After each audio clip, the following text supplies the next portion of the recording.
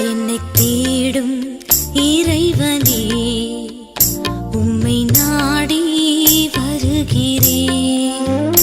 என்னை தேடும் இறைவனே, உம்மை நாடி வருகிறேன். இன்றைய தியானத்தின் தலைப்பு தேவன் நம்மோடு. வாசிக்க வேண்டிய திருமறை பகுதி 2 கொரிந்தியர் 13ஆம் அதிகாரம் வசனங்கள் 1 முதல் 14 வரை. தேவன் நம்மோடு.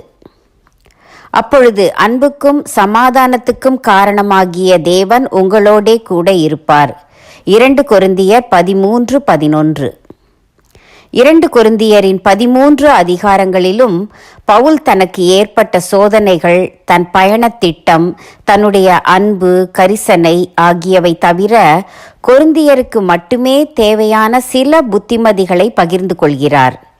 இவ்வாறு ஒன்றிய உள்ளத்துடன் கடிதத்தை எழுதி முடிக்கும்போது சில எளிய ஆனால் அரிய புத்திமதிகளை கூறுகிறார். பவுல் தான் எழுதிய புத்திமதிகளின்படி நடந்தால் தேவன் நம்மோடு இருப்பார் என்று முத்தாய்ப்பாக முடிக்கிறார். 1. சந்தோஷமாயிருங்கள். இந்த அன்பு தலைவனுக்கு தன் சபை மக்கள் சந்தோஷமாய் இருக்க வேண்டும் என்பதில் அதிக அக்கறை உண்டு. சந்தோஷமாயிருக்க என்ன செய்ய வேண்டும்?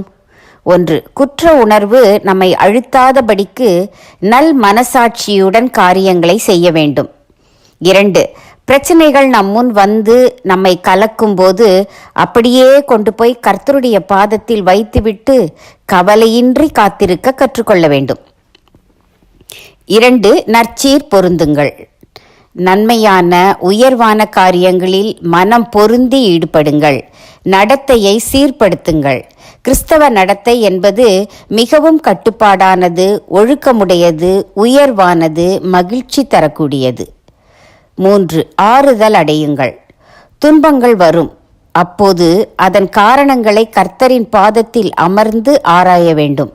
நாம் செய்ய வேண்டியது என்ன என்பதை உணர்த்துவார். அதை கண்டிப்பாய் செய்ய வேண்டும். தேவன் நம்மை தேற்றும்படி இதயத்தை திறந்து கொடுக்க வேண்டும். அவர் நடத்துவார் என்ற நம்பிக்கை இருந்தால் ஆறுதல் நம்மை தேடி வரும். 4. ஏக சிந்தையாயிருங்கள்.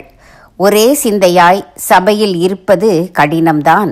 நான் சொல்லுவதுதான் சரி என்ற பிடிவாதம் இல்லாமல் பிறர் கருத்துக்களில் உள்ள உண்மையை ஏற்றுக்கொள்ளும் மனப்பக்குவம் வேண்டும். 5.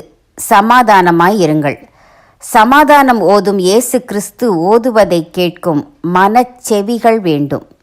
நம் சமாதானம் பிதாவுக்கு மகிமையை உண்டாக்கும். சண்டையோ கிறிஸ்தவர்கள் வணங்கும் கிறிஸ்துவுக்கு அவகீர்த்தியை உண்டாக்கும் என்ற உணர்வு இருந்தால் போதும். சபையின் ஒற்றுமையானது சபையின் அஸ்திபாரமாம் கிறிஸ்துவுக்கு மகிமையையும் மகிழ்ச்சியையும் உண்டாக்கும். சபையின் ஒற்றுமையானது சபையின் அஸ்திபாரமாம் கிறிஸ்துவுக்கு மகிமையையும் மகிழ்ச்சியையும் உண்டாக்கும். தீர்மானம்: கிறிஸ்துவுக்குள்ளான சந்தோஷத்தை பெற்றுக்கொள்வேன். சபை சந்தோஷமாயிருக்க ஆவன செய்வேன்.